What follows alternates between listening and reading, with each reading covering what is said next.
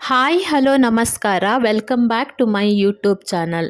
ಯಾರೆಲ್ಲ ನನ್ನ ಚಾನಲ್ನ ಸಬ್ಸ್ಕ್ರೈಬ್ ಮಾಡದೆ ವಿಡಿಯೋ ನೋಡ್ತಾ ಇದ್ದೀರೋ ದಯವಿಟ್ಟು ಸಬ್ಸ್ಕ್ರೈಬ್ ಮಾಡಿ ವಿಡಿಯೋ ನೋಡಿ ಅಂತ ಹೇಳ್ತಾ, ಇವತ್ತು ನಾವು ಮಂಗಳೂರು ಸೌತೆಕಾಯಿಯಲ್ಲಿ ಮದುವೆ ಮನೆಯಲ್ಲಿ ಮಾಡುವಂಥ ಹುಳಿ ಯಾವ ಥರ ಮಾಡೋದು ಅಂತ ನೋಡೋಣ ಬನ್ನಿ.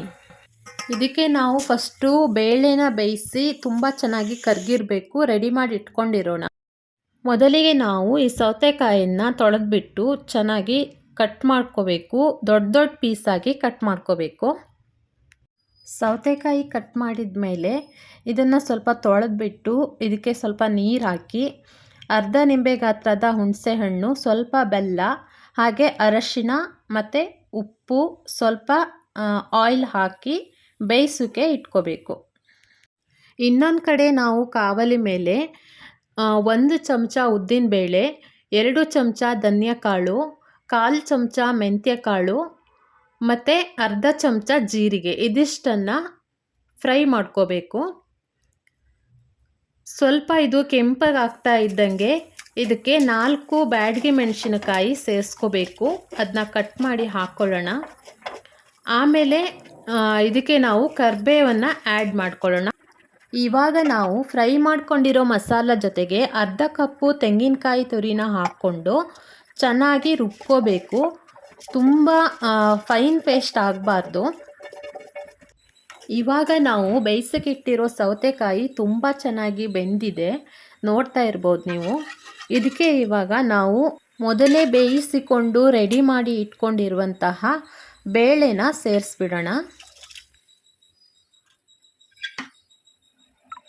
ಮಸಾಲೆನ ತುಂಬ ನುಣ್ಣಗೆ ರುಬ್ಬೇಡಿ, ಇಷ್ಟು ಪೇಸ್ಟ್ ಆದರೆ ಸಾಕು. ಇದನ್ನು ಇವಾಗ ಇದಕ್ಕೆ ಆ್ಯಡ್ ಮಾಡ್ಕೊಳ್ಳೋಣ. ಈ ಥರ ಸೌತೆಕಾಯಿ ಹುಳಿ ನಮ್ಮ ಉಡುಪಿ ಭಾಗದಲ್ಲಿ ಮದುವೆ ಸಮಾರಂಭಗಳಲ್ಲಿ ಟೇಸ್ಟ್ ನೋಡೋಕ್ಕೆ ಸಿಗುತ್ತೆ. ಬಟ್ ಇದನ್ನು ನಾವು ಮನೆಯಲ್ಲೂ ಕೂಡ ತುಂಬ ಈಸಿಯಾಗಿ ಮಾಡ್ಕೋಬಹುದು.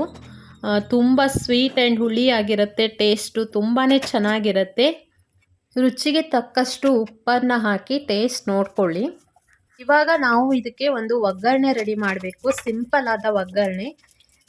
ಒಂದು ಸ್ವಲ್ಪ ತೆಂಗಿನೆಣ್ಣೆ ಹಾಕಿ ಅದರಲ್ಲಿ ಸಾಸಿವೆ ಮತ್ತು 1 ಬ್ಯಾಡಗಿ ಮೆಣಸಿನ್ಕಾಯಿ ಮತ್ತು ಬೇವಿನ ಸೊಪ್ಪು ಇಷ್ಟನ್ನು ಹಾಕಿ ಒಗ್ಗರಣೆ ಕೊಡಿ.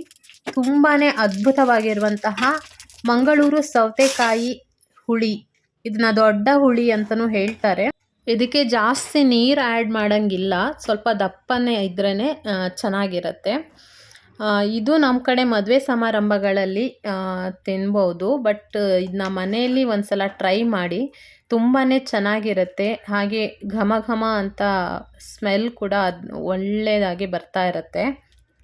ನೀವು ಇದೇ ಥರ ಹುಳಿನ ಟ್ರೈ ಮಾಡಿ ಬಿಸಿ ಬಿಸಿ ಅನ್ನದ ಜೊತೆ ಸೇವಿಸಿ ಟೇಸ್ಟ್ ನೋಡಿ ಖುಷಿಯಾಗಿರಿ ಅಂತ ಹೇಳ್ತಾ, ಹೀಗೆ ಸಪೋರ್ಟ್ ಮಾಡ್ತಾ ಇರಿ. ವಿಡಿಯೋ ನೋಡಿದ ಎಲ್ರಿಗೂ ಧನ್ಯವಾದಗಳು. Thank you.